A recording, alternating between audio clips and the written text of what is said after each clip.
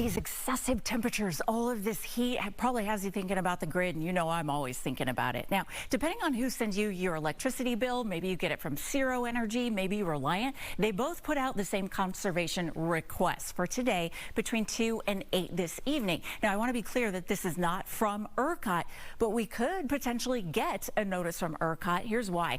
We broke records over the weekend, and we could break the all-time record high for demand that we set last year every single day this week. This is what they're expecting we'll want in the height of summer, and you see that we could be hitting that as early as today. These numbers are huge. Just to give you some perspective, that's why I flagged them all in red. We haven't quite hit the record yet, but we came pretty darn close yesterday. These numbers have me thinking we might be getting an ERCOT notice for conservation. It's kind of up in the air. If we take a live look at the notice right now, or how the conditions are right now, remember, this is supply, this is demand. You always want to see the difference between the two. But this afternoon, we start getting really close.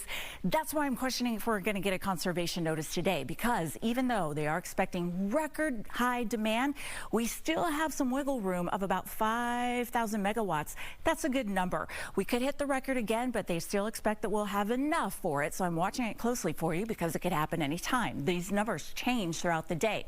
Now, one of the big stories here is what happened on Friday. So on Friday, the Texas Supreme Court ruled that ERCOT is a government entity. That means they cannot be sued over the days-long outages and the high prices that we saw in 2021. They voted pretty closely here, 5-4, that ERCOT has sovereign immunity. That makes them immune to civil lawsuits.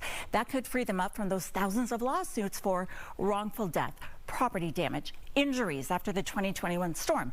Interestingly enough, they argued against that very thing right after 2021, arguing they weren't a government agency or entity, and that meant that they were not subject to the Texas Open Records Law and didn't have to release any documents related to the outages. Now, if you're wondering who's really in power here, it's you, because 2 of the 4 justices that sided with ERCOT, they're on your re-election ballot on 2024.